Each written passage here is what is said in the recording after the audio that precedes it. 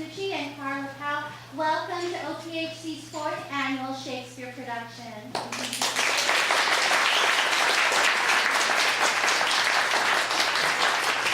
As You Like It was first performed in 1600 and is considered one of Shakespeare's high comedies with its views on court life versus country life, sibling rivalry, usurpation of power, betrayal, forgiveness, and redemption. Its themes of familial and courtly love make it one of Shakespeare's most popular plays. Our production is a culmination of acting classes that include character development, improv, script analysis, scansion and rhythm, stage combat, and this year, acting in song.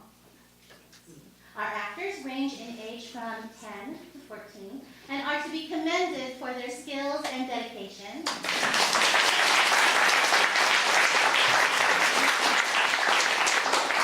We also have talented volunteer crew members and musicians.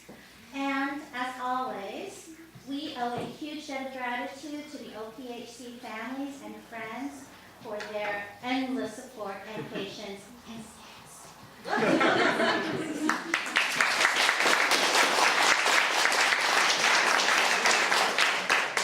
few practical matters. There will be one 15-minute intermission, and our concession bake sale will be available downstairs. There are 3 exits to the Grange here: the lobby, this door here to your right, and downstairs at the rear of the building just past the restrooms and our bake sale concession stand. Now is a perfect time to turn off all media devices if you have not already. Photography is permitted, but for the safety of our actors, we ask that you turn off your flash functions. With that, thank you again, and we hope you all enjoy As You Like It.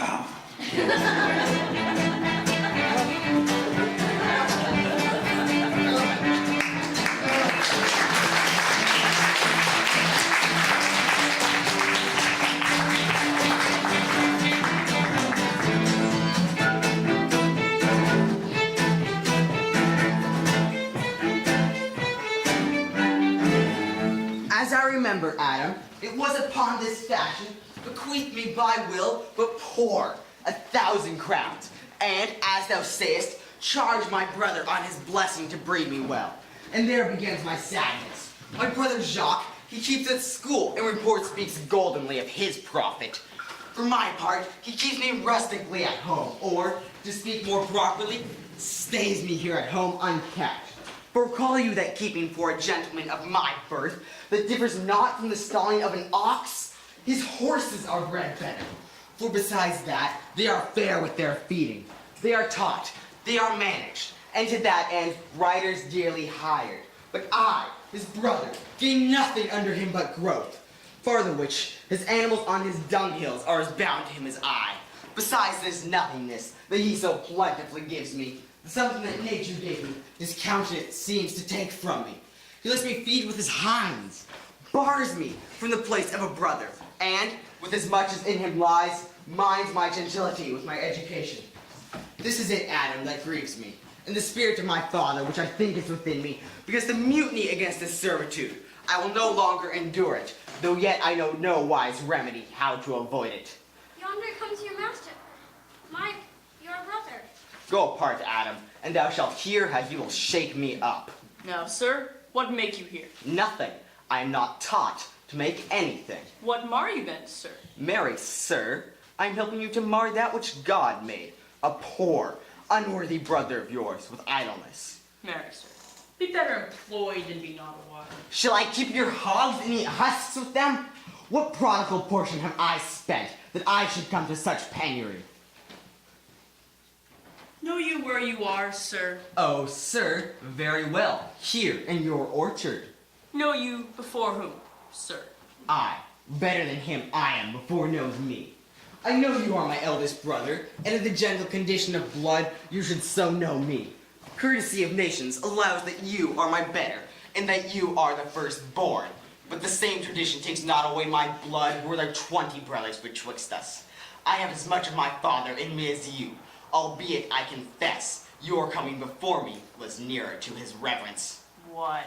Boy! Come, come, elder brother, you are too young in this. Wilt thou lay hands on me, villain? I am no villain. I am the youngest son of Sir Rowan de Bois. He was my father, and he is thrice a villain that says such a father begot villains.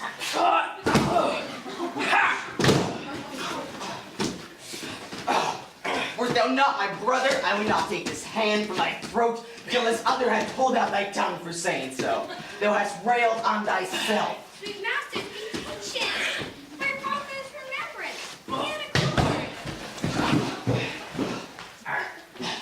Let me go, I say! I will not till I please. You shall hear me. My father charged you in his will to give me good education. You have trained me like a peasant.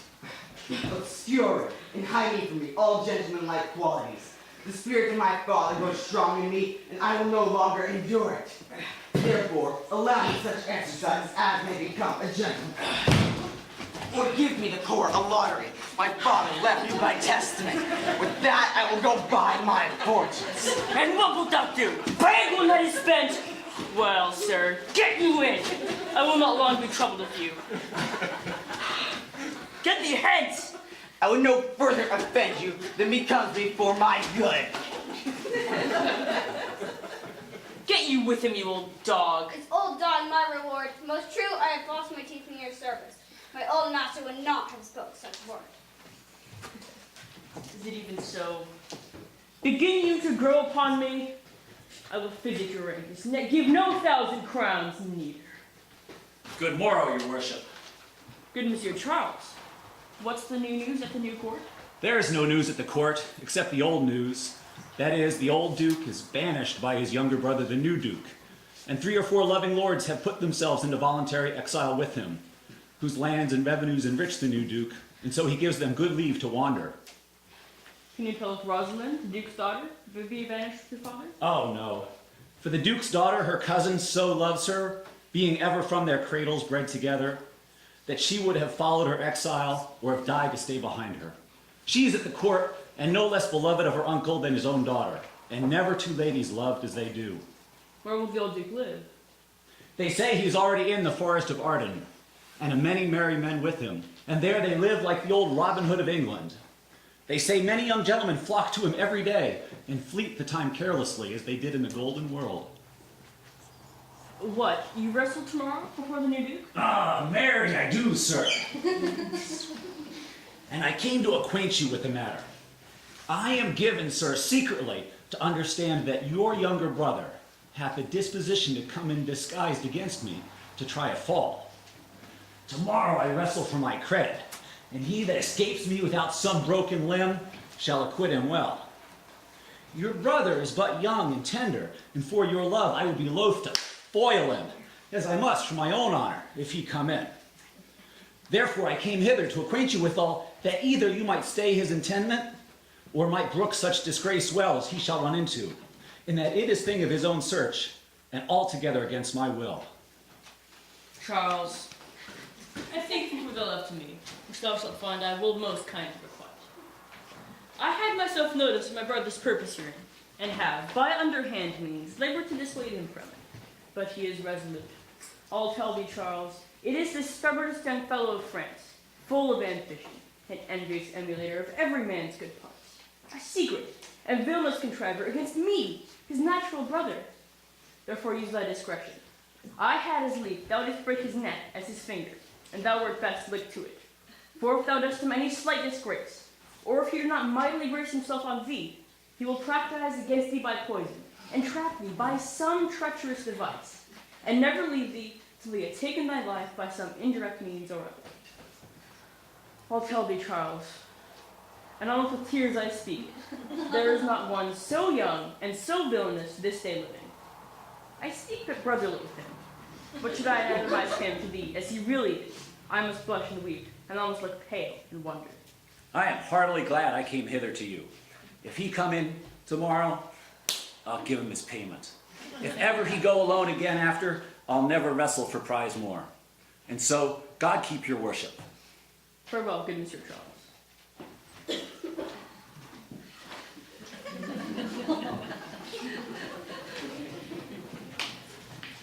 Now will I stir this gamester. I hope I shall see an end of him, for my soul, yet I know not why, it's nothing more than he. He is gentle, never schooled and yet learned, full of noble device, of all sorts enchantingly beloved, but indeed, so much in the heart of the world, and especially of my own people, who best know him, that I am altogether misprized. But it shall not be so long. This wrestler shall clear all, that nothing remains but that'll kindle the boy thither, which now I'll go about.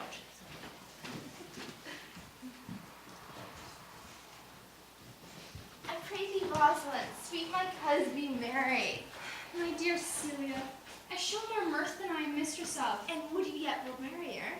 Unless you could teach me to forget a banished father, you must not learn me to remember any extraordinary pleasure. Herein I see thou lovest me not with the full ways that I love thee. If my uncle, thy banished father, banished thy uncle, the duke of my father, if thou hadst still been with me, I could have taught my love to take thy father for mine. So wouldst thou, the truth of thy love to me, were so righteous and temperate as mine is to thee.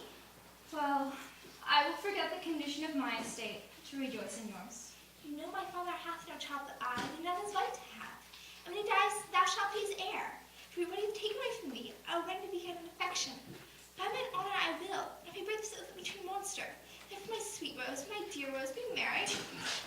I remember for thy real cause, and devise sports. Let me see. I think you will fall in love. Nay, I prithee do, to make sport withal. Love the man in good earnest, and my further sport kind, as if you pure blush, and my son honor, off again. Shall be our sport then. Let us sit and walk the good house thy fortune at her wheel, and henceforth it gives me to bestow equally. I would we could do so, for her benefits are mightily misplaced, and she doth most mistake in her gifts to women. 'Tis true, for though she makes fair, she scarce makes honest, and though she makes honest, she makes very ill famously. Nay, now thou goest from Fortune's office to Nature's. Fortune reigns in the gifts of the world, not in the lineaments of nature. No, my nature hath made a fair picture, and shall my fortune fall to the fire. Every death it was wit to plot and fortune, but fortune that is fool cannot that argument. Fortune's nature makes fortune's wit, and cut her off with nature's wit. Parameter is not fortune's wit neither, but nature is presuming our natural wit too dull to be stuff such goddesses. Set this natural for our whetstones, for always the dullness of the fool is the whetstone of the wits. How now, wit, whither want you? Mistress, you must come away to your father. For you made the messenger? No, but by mine honor, I was bid to come for you. Where learned you that oath, fool? Of a certain knight, that swore by his honor that the pancakes were good, and the mushrooms not. But I'll stand to it, that the pancakes were good, and the mushrooms not. And yet, was the knight not forsworn? How prove that in the great heap of your knowledge? Aye, marry, now unmuzzle your wisdom. Stroke your chins, swear by your beards, that I may name. By our beards, if we had them, as thou art. By my knavery, if I had. If you swear by that that is not, you are not forsworn. No more is the knight forsworn Annie, he has short wait before he ever saw those pancakes or that mustard. Pretty. Who is it that weakest? One that old Ferdinand your father loved. Speak no more of him. My father's love is enough to honor him. You know, you'll be whipped for taxation one of these days. The more pity that fools may not speak wisely, but wise men do foolishly. By my charm, thou sayest true. For since the little wit that fools have is silent, the little foolery that wise men have makes great show. Here comes Monsieur Lebeau. With his mouth full of news. But you'll put upon us as pigeons feed their young. Then we shall be news-crammed. All the better, we shall be remarkable.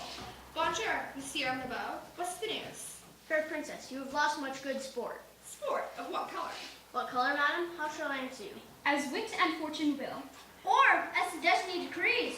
Well said, that was laid on the travel.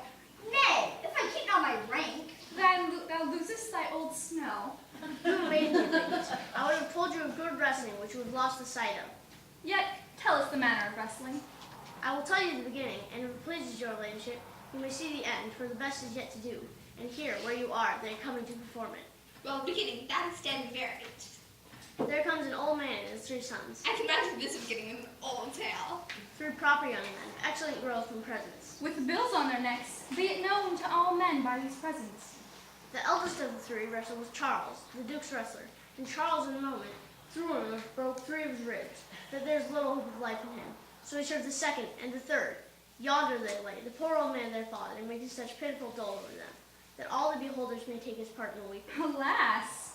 But what is the sport that the ladies have lost, monsieur? Why this that I speak of?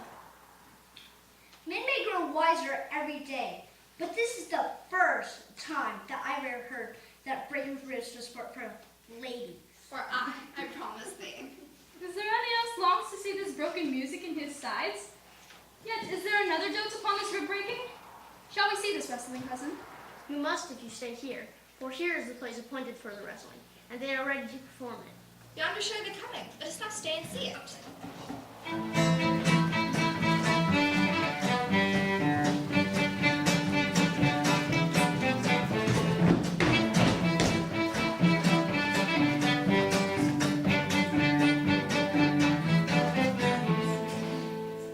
Come on, since the youth will not be entreated his peril on his own forwardness. Is yonder the man? Even he, madam. Alas, he is too young, yet he looks successfully. How now, daughter and cousin, are you crept hither to see the wrestling? Aye, my liege, so please you give us leave. You will take little delight in it, I can tell you. There is such odds with the man. And pity of the challenger's youth. I would fain dissuade him. Speak to him, ladies. See if you can dissuade him. Call hither, good Monsieur Lebeau. Do so. I'll not be by. Monsieur the challenger, the princess calls for you. I attend them with all respect and duty. Young man, have you challenged Charles the wrestler? No, fair princess. He is the general challenger. I come but in, as others do, to try with him the strength of my youth. Young gentlemen, your spirits are too bold for your years. You seem proof of this man's strength. If you saw yourself in your eyes, or near yourself in your judgment, if your adventure comes you to more equal enterprise, I pray you for your own sake, embrace your own safety and give over this attempt. Do, young sir. Your reputation shall therefore not be misprized. We will make it our suit to the Duke that the wrestling might not go forward. I beseech you, punish me not with your hard thoughts, Wherein, I confess, me much guilty to deny so fair and excellent ladies anything. But let your fair eyes and your gentle wishes go with me to my trials, wherein, if I be foiled there, 'tis but one shamed that was never gracious. If killed, but one dead that is willing to be so. I shall do my friends no wrong, for I have none to lament me. The world, no injury, for in it I have nothing. Only in the world I fill up a place, which may be better supplied when I have made it empty. The little strength that I have, I would it were with you. And mine to eke out hers.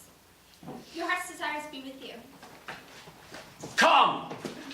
Where is this young gallant that is so eager to lie with his mother Earth? Ready, sir, but his will hath in it a more modest workings. You shall try but one fall. No, I warrant your grace. You shall not entreat him to a second, that have so mightily persuaded him from a first.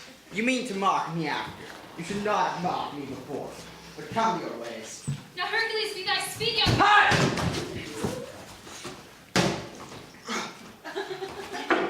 Hi! Hi! Yeah!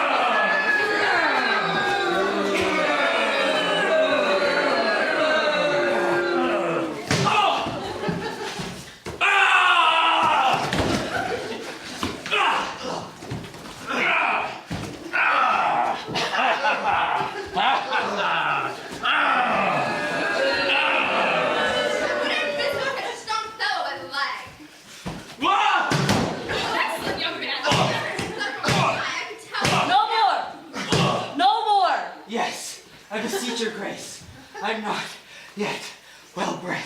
How dost thou, Charles? You can't speak, my lord. Fair enough.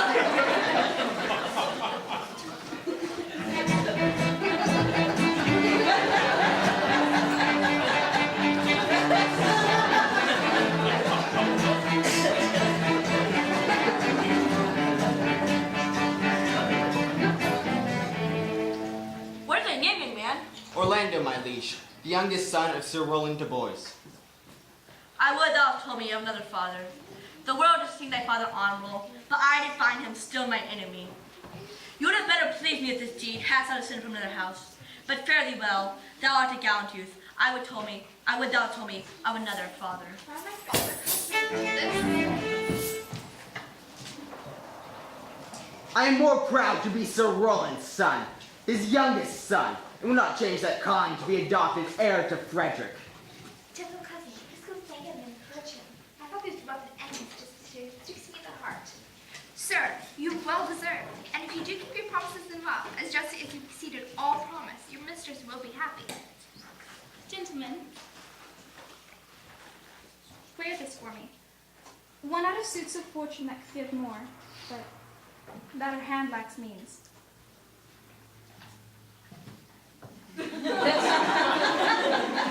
Shall we go? Aye, fare you well, fair gentlemen. Did I not say I thank you? My better parts are all thrown down, and that which here stands up is but a quintain, a mere lifeless block. He calls us back! I know of my fortunes. I'll ask him what he would. Did you call, sir?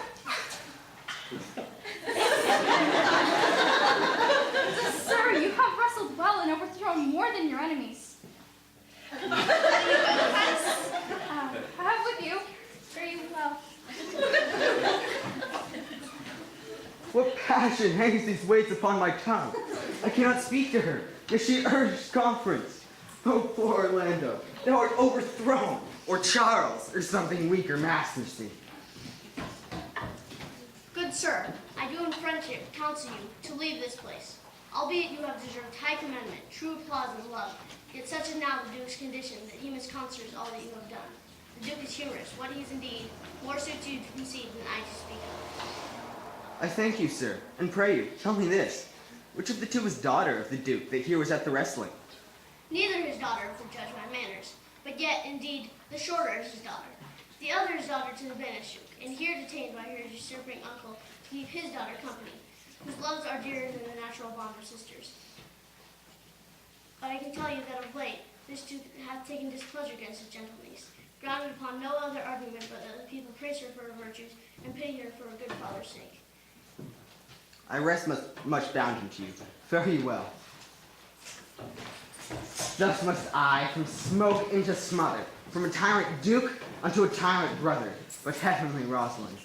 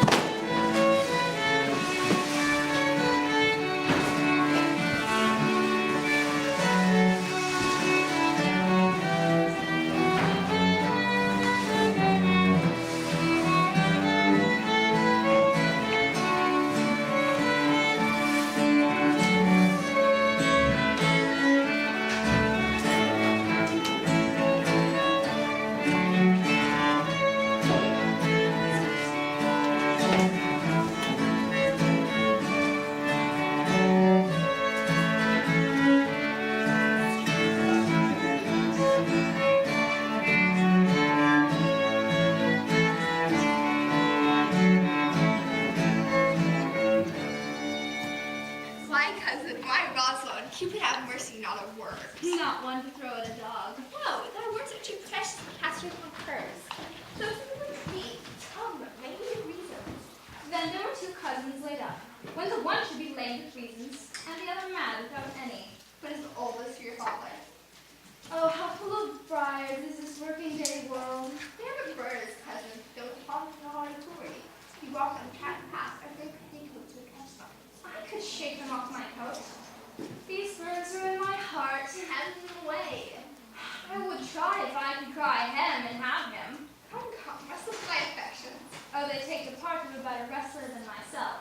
Let us speak in earnest. It is impossible that such a study is formed so strong of liking Foster Roll's youngest son.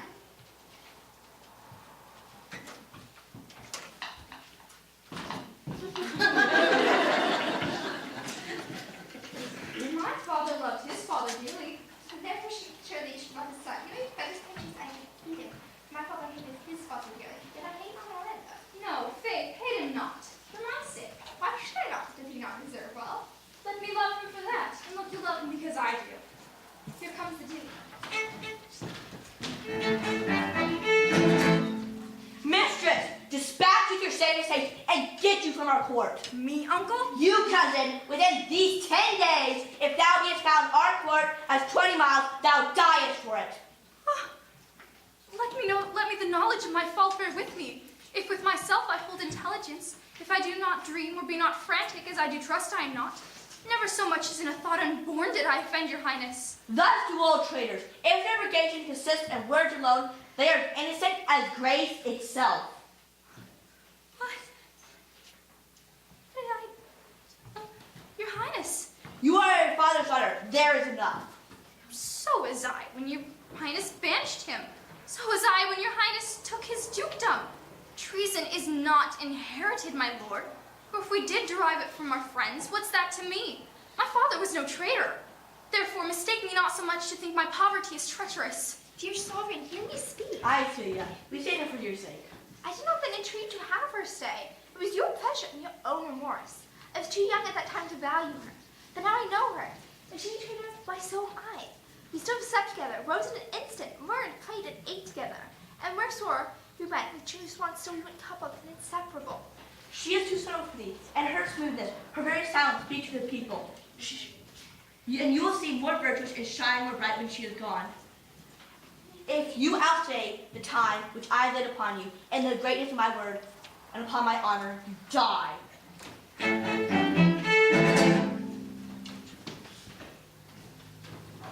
Oh, my poor Rosalie. Where will I let her go?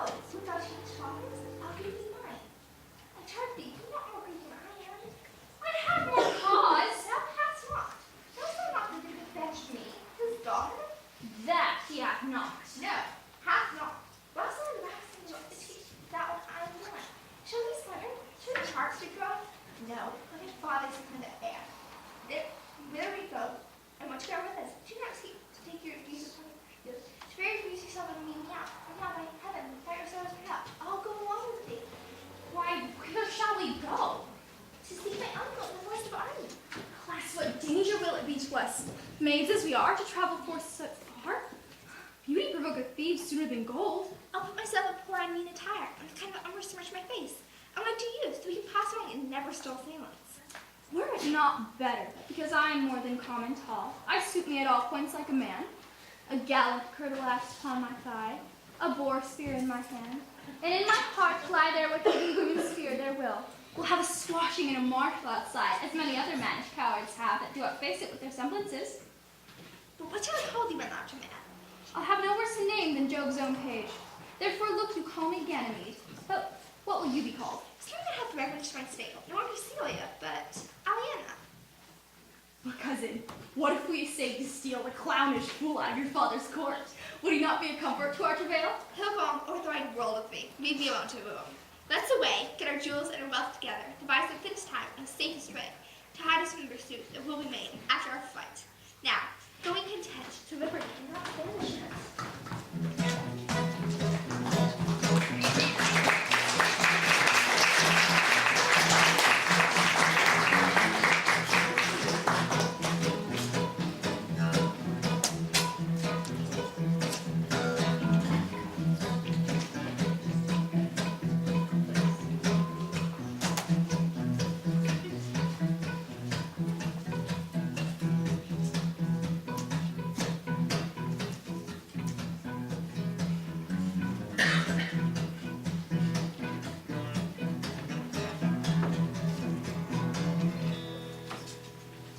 My brothers and commates in exile, hath not old custom made this life more sweet? Are not needs wood more free from peril than the in his court? Here, feel we not the penalty of Adam. The season's different. Even when the icy fang blows and plights upon my body, I say, this is no flattery. These are counselors that feeling of saying what I am. Sweet are the youths of adversity, which like a toad, ugly and venomous, wears yet the precious jewel on his head. In our life, exempt from public hunt, finds tongues in trees, books in running brooks, sermons in stones, and good in everything. I would not change it. Happy is the grace that can translate the stubbornness of fortune into so quiet and sweet a style. Come, shall I go and kill the innocent, and yet it irks me the poor, dappled fools, being native burghers of this desert city, that are in their own confines with round haunches, should have their haunches gored. Indeed, my lord, the melancholy Jaques grieves at that, and in that swears you do more usurp than doth your brother who hath banished you. Today, my lord of Amiens and myself did steal behind him as he lay long, under an oak, whose antic root peeps out upon this brook that brawls along this wood. To the which place, a poor sequestered stag, that from the hunches him had ta'en hurt, did come to languish. And indeed, my lord, the wretched animal heaved forth such groans, that their discharge did stretch his leathern coat almost a bursting, and the big round tears coursed one another down his innocent nose in piteous chase. And what said Jaques? Did he not moralize the spectacle? Oh yes, into 1,000 similes. First, for his weeping in needless stream, poor dear, quoth he, thou makest a testament as world doings do, giving thy son to more that which had too much. Then, being there alone, left and abandoned his velvety friend. 'Tis right, quoth Jaques, thus misery doth part at the flux of company. Anon, a careless herd, full of the pasture, doth along by him. Sweep on, you fat and greasy citizens! And did you leave him in this contemplation? Oh, yeah. We did, my lord, weeping and commenting upon the sobbing deer. Come, show me the place. I love to cope him in these sullen fits, for then he's full of matter. I bring you to him straight.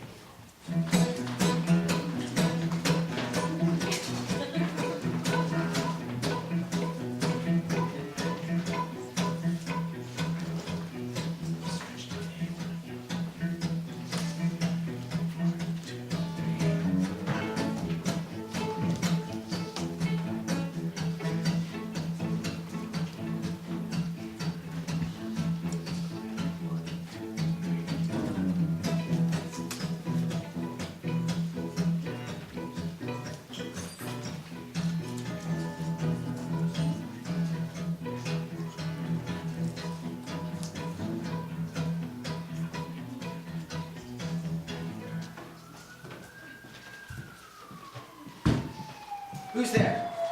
Oh, my young master, oh, my dense master, oh, my sweet master, oh, the holster one. Why, what makes you here? Why would you be so fond to overcome the bonny heart of the King Majesty?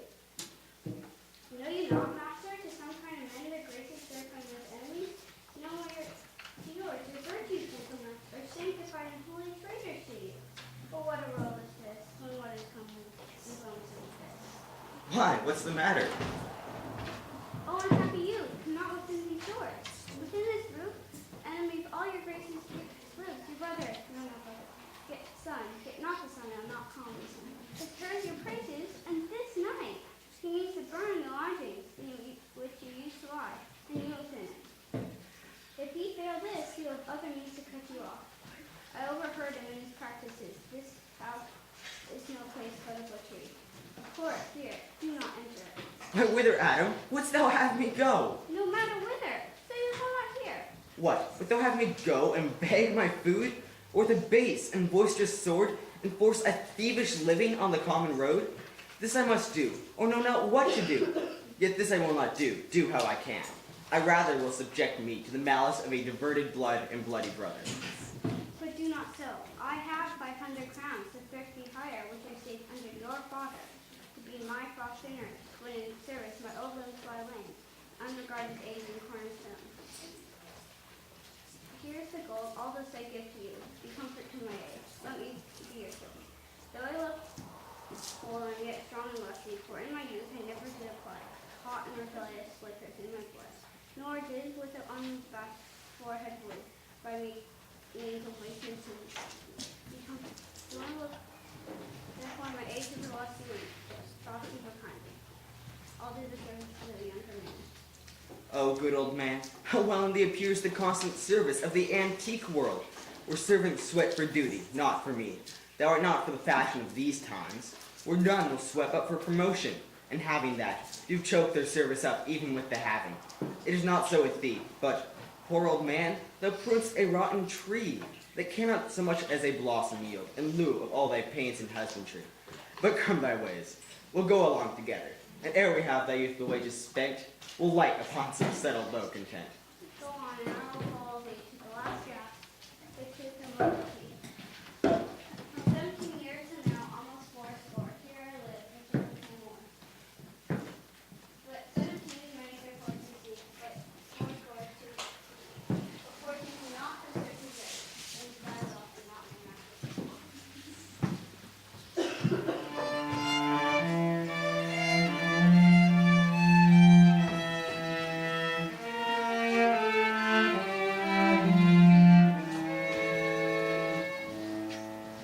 Can it be possible that no man saw them? It cannot be. Some villains of my court are consent and sufferance in this. I cannot hear of any that could see her. The ladies of her attendants saw her abed, and in the morning early they found the bed untreasured of their mistress. My lord, the ruinous clown, of whom so oft your graces want to laugh, is also missing.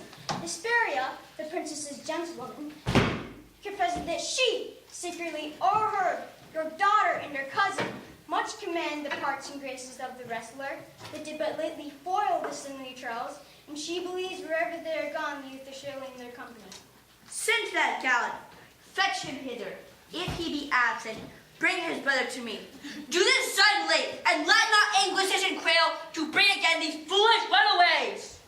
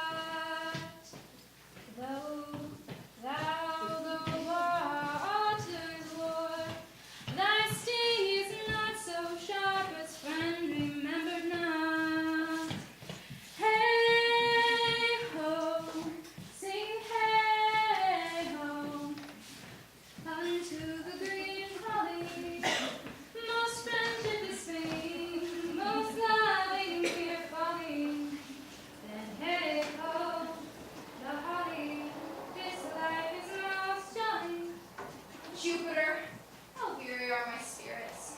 You're not for my spirits if my legs were not weary. I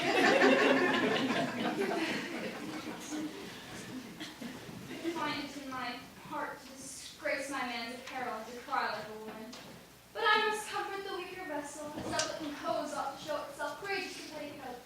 Therefore, courage, Eudaliana. I pray you bear with me. I cannot go no further.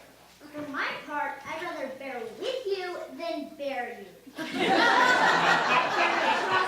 did bear you, but I fear you have no money in your purse. Well, this is the forest of Arden. Aye. Now in Arden, the more fool I when I was at home, I was in a better place. But travelers must be content. Aye, be so good, Sunshine. But look you who comes here, a young man and an old who saw them talk. That is the way to make her scorn you still. Oh, Corin, that thou knowest how I do love her. I partly guessed, for I have loved ere now. No, Corin, being old thou canst not guess, though in thy youth thou wast the true lover as ever sat upon the midnight pillow. If that love were like to mine, I should think you'd never man love so. How many actions must you take drawn to by thy fantasy? 2,000 that I have forgotten. O thou that didst never love so heartily, if thou not rememberest the slightest folly that love did make thee run into, thou hast not loved. Or if thou hast not sat as I do now, wearing to hear my mistress's praise, thou hast not loved. Or if thou hast not broke from company abrupt as my passion now makes me, thou hast not loved. Oh, Phoebe! Phoebe! Phoebe!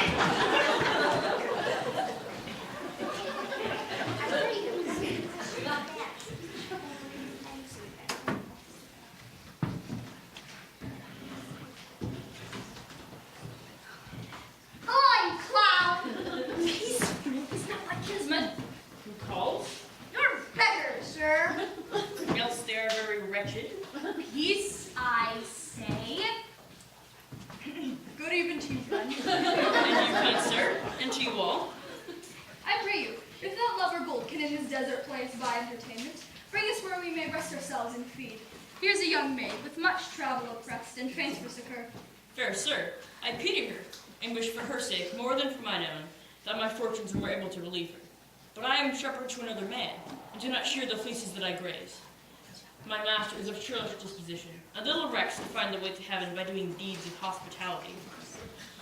Besides, our coach, our flocks, and bounds of feed are now on sale. And at our sheepcote now, by reason of his absence, there is nothing that you will feed on. But what is, come see, and in my voice, most welcome you shall be. Buy thou the flock, pasture, and the cottage, and you shall have to pay for it of us. For my wages. I like this place and willingly waste my time on it. Surely the thing is to be sold. Go with me.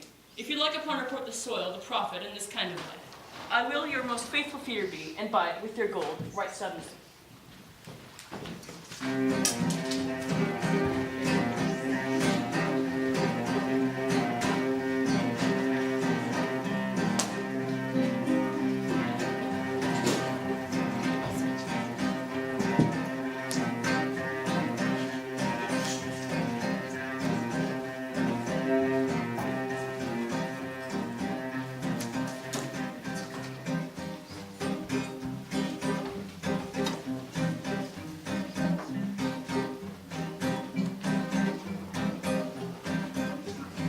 Under the greenwood tree, who loves to lie with me and turn his merry note onto the sweet bird's throat. Come hither, come hither, come hither. Here shall he see no enemy but winter and rough weather. I pray thee more. It will make you melancholy, Monsieur Jacques. I think it's more. I pray thee more. I can suck melancholy out of a song as a weasel sucks eggs. More. I pray thee more. My voice is ragged. I know I cannot please you. I do not desire you to please me. I do desire you to sing. Come. More. Another stanza. Call you stanzas. What you will, Monsieur Jacques.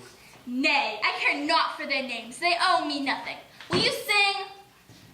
More at your request than to please myself. Well then, if I ever thank any man, I'll thank you.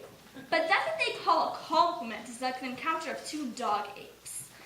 And when a man thanks me heartily, methinks I've given him a penny, and he renders me the beggarly thanks.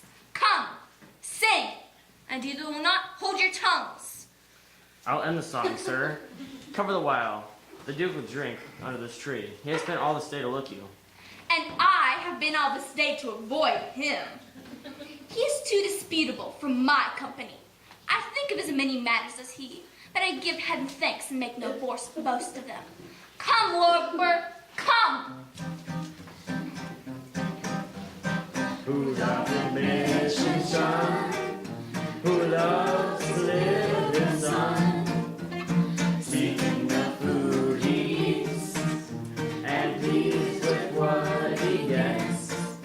Come hither, come hither, come hither. Here shall he see no enemy but winter and rough weather.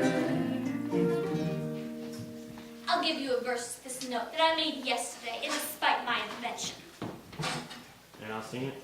Thus it goes. If it do come to pass that man turns to ass, you will release a stubborn will to please. Duke Dummy, Duke Dummy, Duke Dummy. Here shall he see those fools as he, and if he will come to me. What's that, Duke Dombey? 'Tis a Greek invocation to call fools to a circle. I'll go to sleep if I can. If I cannot, I'll rail against all the firstborn of Egypt. And I'll go seek the Duke, his banquet prepared.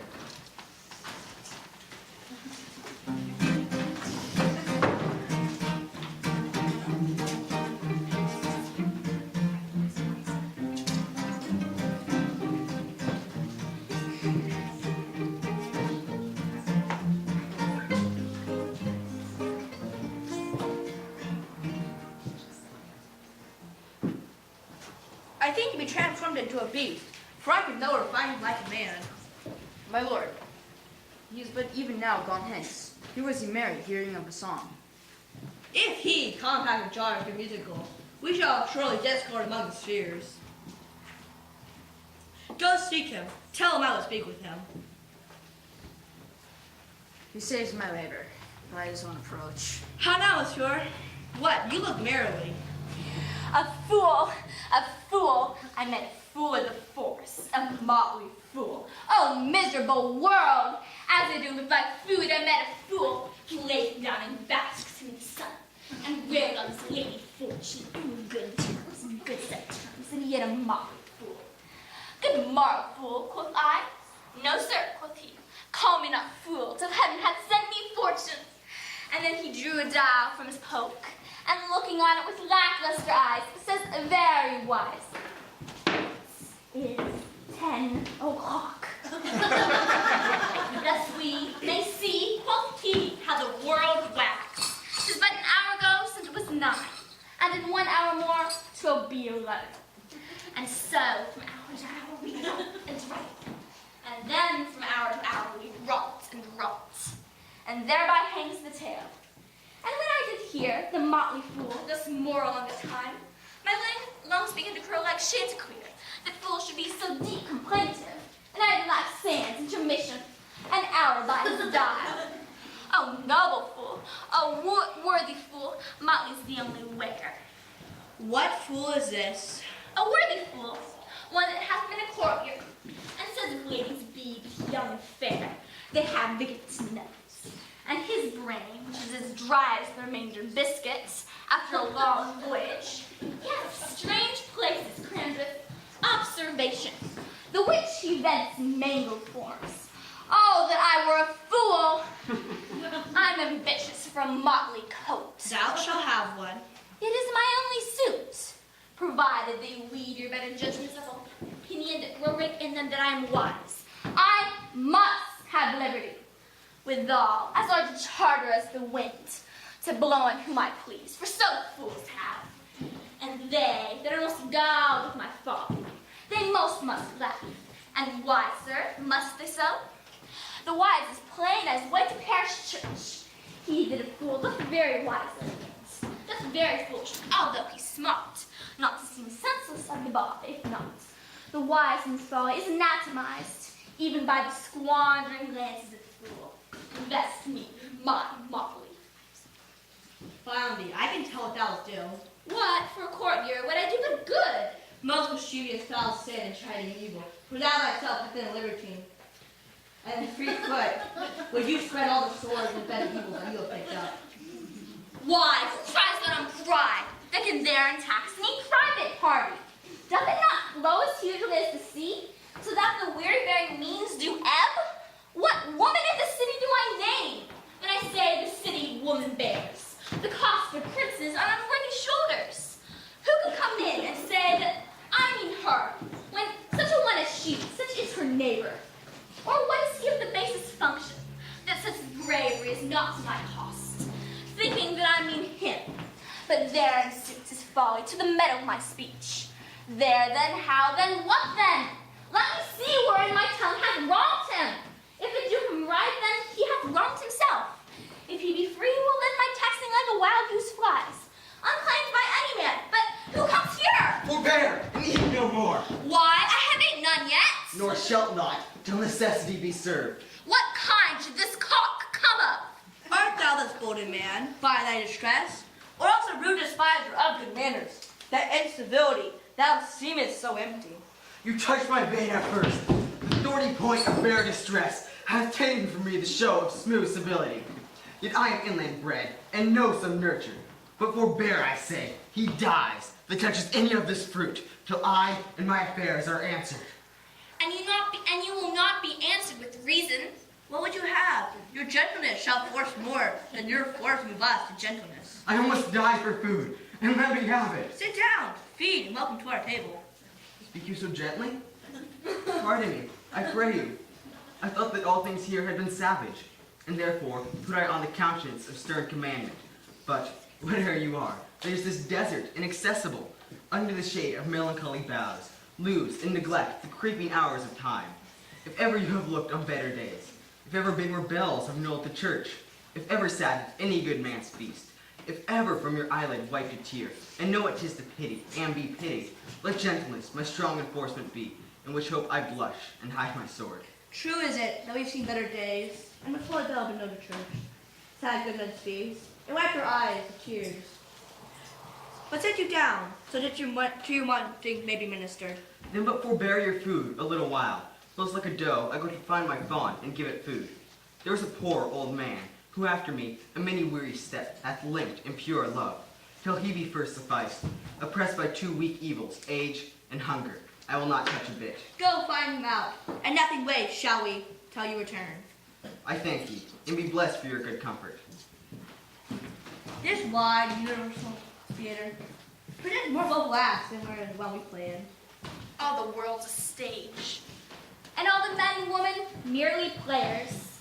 They have their exits and their entrances.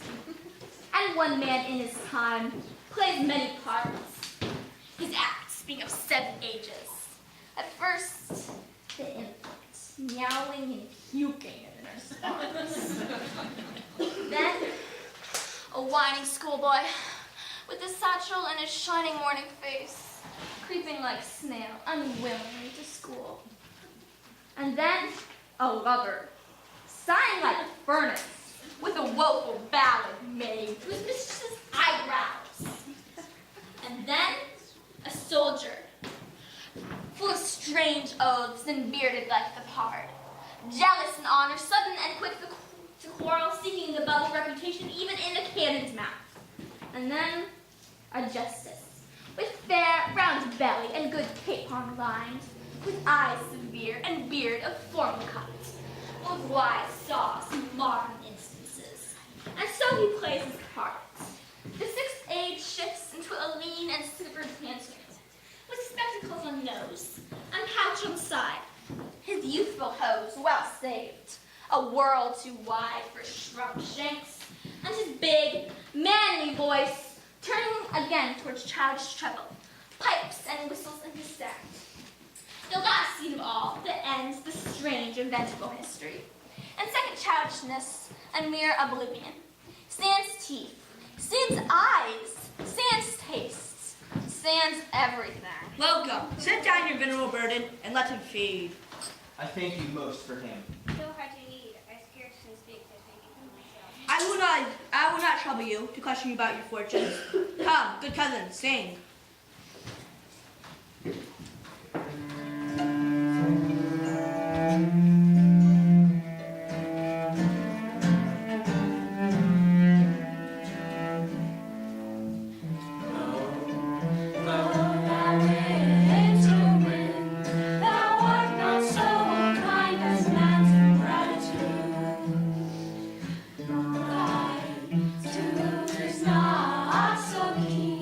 Because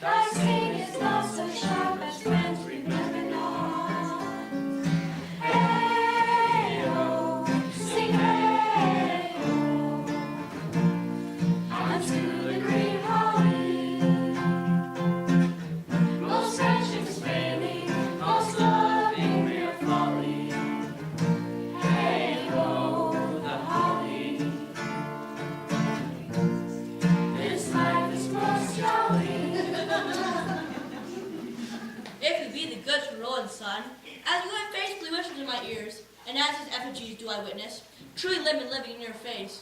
Welcome hither. I am the Duke that loved your father. Good old man, welcome, as my master. Come, give me your hand, and let me all your flesh understand. Support him by the arm.